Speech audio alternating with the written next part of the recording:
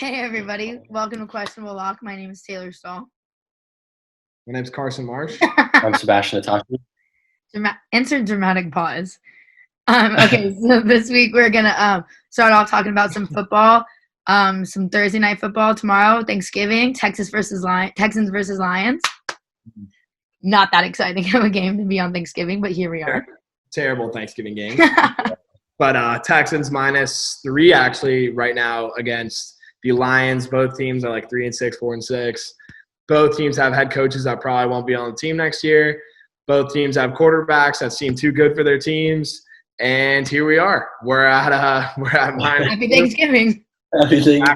Happy Thanksgiving. Now we don't even have Ravens Steelers. But Seb, what are you looking at for this money line and this spread with the Texans being bet up all the way from -1.5 to -3 for tomorrow's morning game?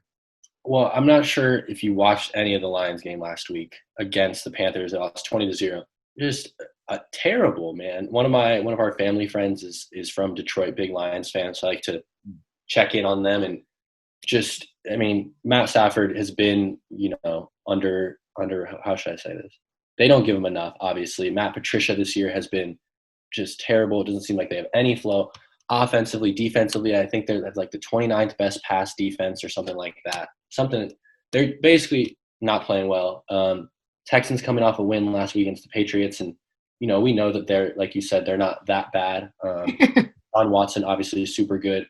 It hurts when you trade DeAndre Hopkins for a running back that you don't necessarily need. Yeah.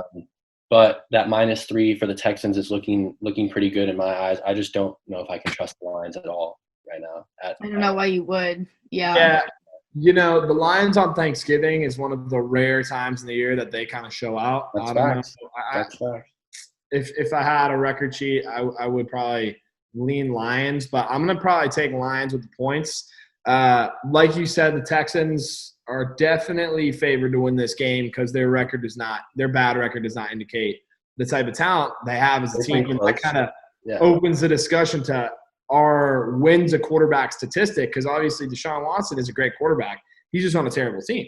And the same argument could be made for Staffy. I mean, look, the guy comes out of Georgia slinging the rock. He still slings the rock all these years later. He's like the cardiac kid 2 years ago, literally like, I think last year they were losing games. Most of the losses they had were within one possession, and even so this year it's continued again. So I think Matt Patricia, the writing is on the wall. He's out after this year. You could definitely make the argument too that Staffy's going to be out of there. I mean, like, I feel like a lot of teams are going to be willing to open the door for him, but I think it's time they get a new face in Detroit. But I'm going to have to take +3 just for the sake of taking the points. Because the Texans, like, at the end of the day, Texans are not a good team either. I mean, they have a great quarterback. I'm also a Dolphins fan, so I got to root for the Texans to lose, therefore getting a better first-round pick and second-round pick. So I got a little biasness up here. Carson's playing the long game here. Exactly. Over/under at 51. Taylor, you think this is going to be a high-scoring game or a low-scoring game?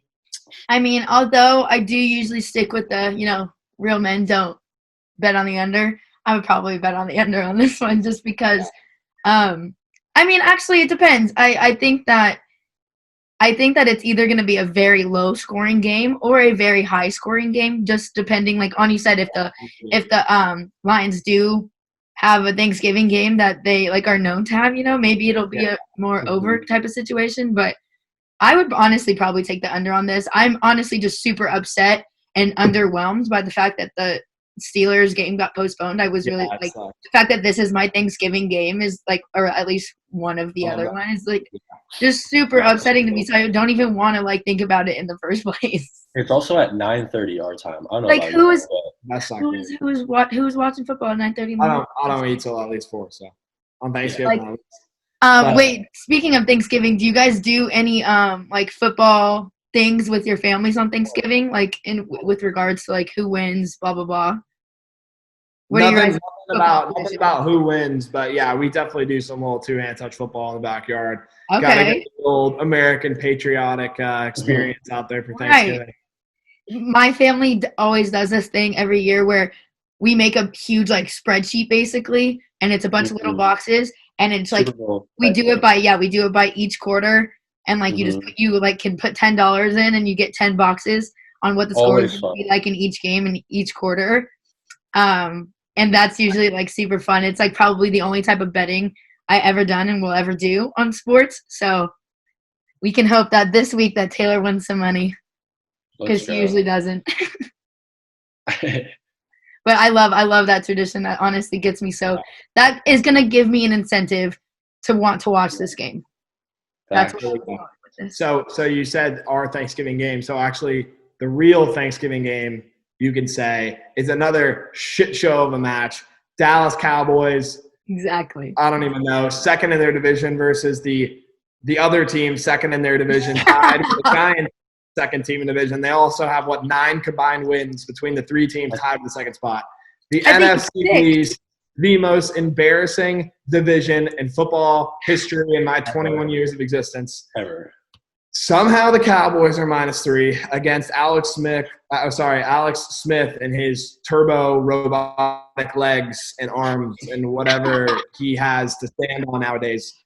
We're all for Smithy, though. We love it. Comeback player of the year. We love that. Absolutely. That being said, +3 is the absolute play here. Over under 46.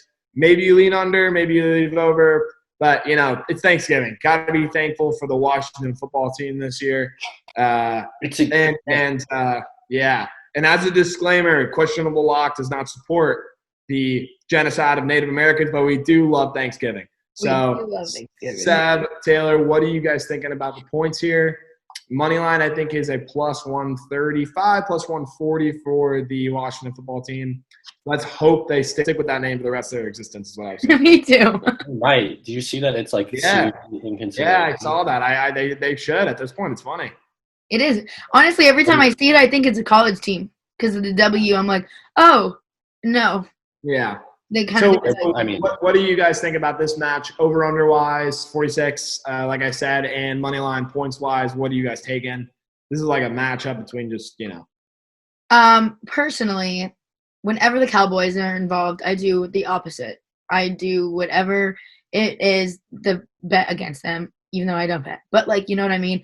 I don't trust the Cowboys. I never have. I never will. And I don't think that anyone should bet on their success because that's super aggressive, but it's Thanksgiving. I agree. I think that it's a tough game. Too bad teams. 3-7 for both. I think I would likely lean towards the Washington football team as well, just because. The Cowboys haven't looked good in weeks. At least. Well, it is important to note they beat Minnesota last week. That's facts. They did look pretty good. They did. I watched that game. That was the luck of the Lord. But Minnesota's also been up and down this year. You got Kirk Cousins at quarterback. But I'm leaning towards Washington on this one as well. I think with the Texans-Lions game, I would lean towards the over. I think that one is more likely to just be a shootout between Watson and Stafford. This one, right. Thinking more of the under. I would like to see the Cowboys try to, establish Zeke as the best player on the field, get him going early. But when you have, offensive line that hasn't been that great, your whole team just kind of struggling all over the ball, it's going to be, it's going to be a tough one. It's been weird with all these NFC East games all year. We've seen the Eagles beat really good teams and then lose to the Cowboys or the Washington football team. WFT, I think we should just go with. But yeah, I'm leaning towards them on this one, and I'm also leaning towards the under. It'd be pretty hard to pick the Cowboys. But like you said, the Lions showing up on Thanksgiving, Cowboys always get a Thanksgiving game, might motivate them a little bit more. Yeah. So let's take ourselves back last year, right? So as you all can imagine, you're probably stuffing your face with turkey, all that great stuff. Absolutely. So I'm sitting by myself on the couch, right? Everyone's enjoying their dinner and stuff like that. Everyone, cranberry sauce. We don't like cranberry sauce. We're sitting there. I got this great teaser up, right? 3-team teaser. That's what I do every year. Great games, great picks. And then I take this one pick. Cowboys got Dak against the Bills. Bills are having a good year. It's last year. The same Josh Allen's kind of good, man. Take a teaser, +3, right? The Bills are up 28-0 by half. Dak couldn't make a throw to save his life. I will never, ever in my entire life take the Cowboys on Thanksgiving, ever. Because it's their one time a year. They can just always be on prime time and just put a freaking zero burger up, a shit show up show what Jerry's team is every year, and it's freaking terrible. We're questionably locking in the Redskins money line straight up +1. I don't even care because they should be freaking favorite. I don't care if Alex Smith doesn't have workable arms or legs. I'm going to have to take the Washington football team. Good catch. Good job. Sorry. Question block obviously supports all peoples. Just disclaimer. Anyway, we're taking Washington team. Yeah, like we said, no Ravens. Carson's getting his pregame for Thanksgiving started, if you can't tell. No good game tomorrow, which is tough. That game got moved to Sunday. But Texans-Lions could be a good one. You know, you wake up for the second half. You might wake up for a shootout, hopefully. That's my plan, to wake up and have it be like 30-30 in third quarter somehow. No one gives a shit. Carson, I hate to interrupt, sorry. But, Carson, you said you usually do a 3-game teaser on Thanksgiving. What are you going to do now? So it was going to be the teasiest teaser lock of all time. It was plus 13.5 Lions, plus 14 for the Redskins. And then it was going to be Washington. Sorry. Dan Snyder. It's literally blame Dan Snyder for this. It was plus 10 on the Washington football team, and then it was plus 14 on the Ravens. Lock City, right? Lock City. We're all locking it. But now I think I'm kind of just focused on a real sport right now. Basketball is literally happening right in front of me. I know Seb's got some picks today. You guys got some insider knowledge for the audience.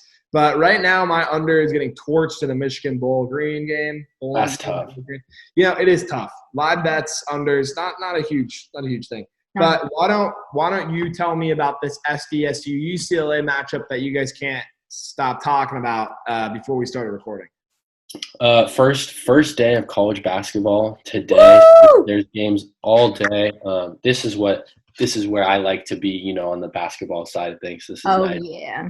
Probably the only good, competitive game will be tonight at 7:30. Number 22 UCLA playing against San Diego State. San Diego State coming off 30-2 season last year. Before obviously everything that happened with COVID. First round pick, they had Malachi Flynn. He got drafted by the Raptors in this year's draft. They lost a couple of their guys, but they got some big dogs back. One of my very best friend, Jordan Shackle, number 20 on the Aztecs.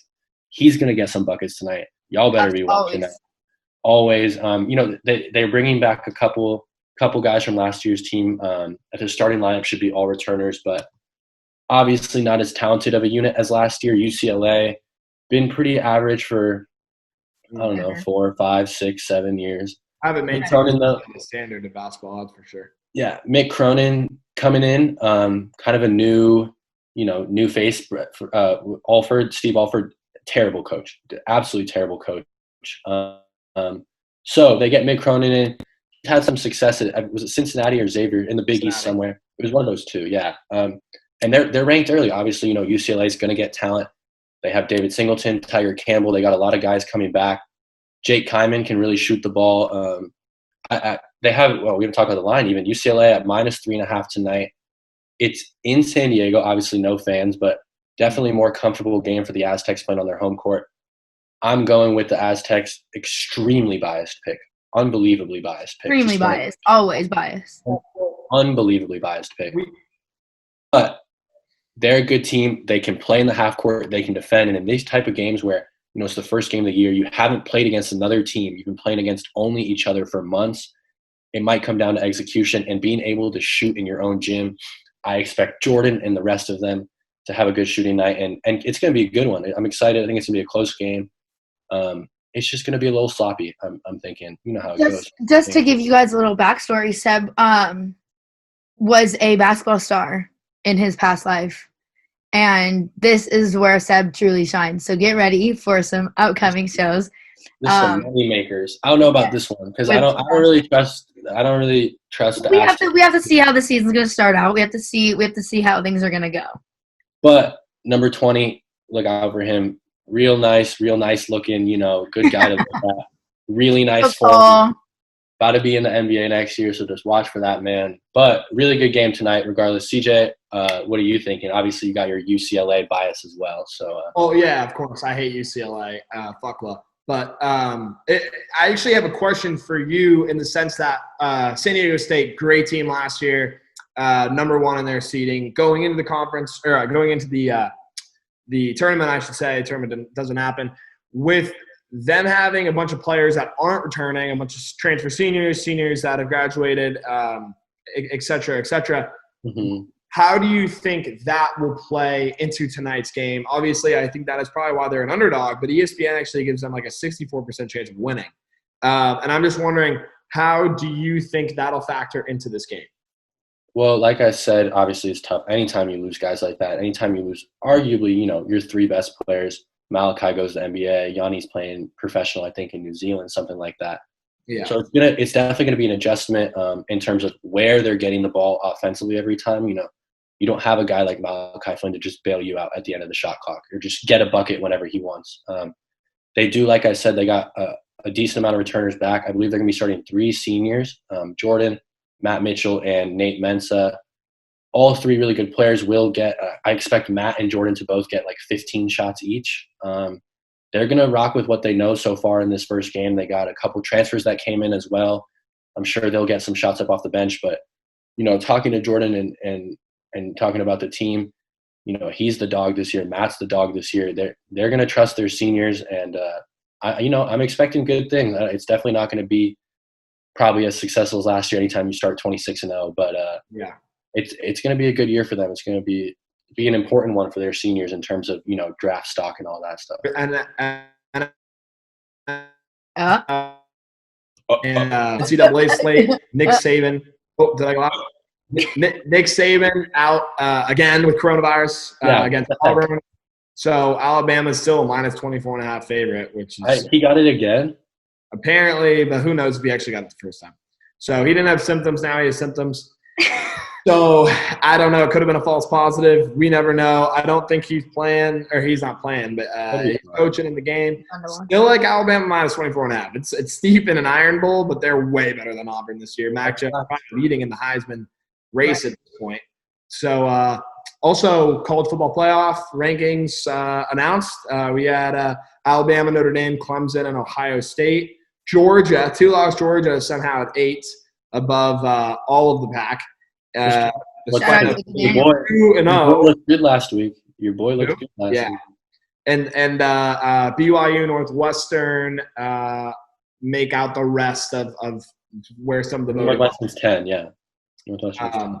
So, yeah, it's going to be an interesting week. I don't foresee any changes to this ranking anytime soon. Not until the rest of the weeks, but it begs the question with all these cancellations and stuff that it's almost like this season is a throwaway season in the sense that there's going to be a bunch of bowl games that aren't going to be happening. The college football playoff will mostly stay intact, but if a team like USC, biased obviously, goes 6-0 if the Pac-12 doesn't cancel their games, which they probably will, what would not make us qualify for the championship? Not for the championship, the playoff at least, and then that should segue into the whole let's expand this whole let's expand the playoff. I feel like should be 8 teams, yeah. End goal of this COVID season because there's going to be a lot of cancellations and a lot of controversy. Bowl games.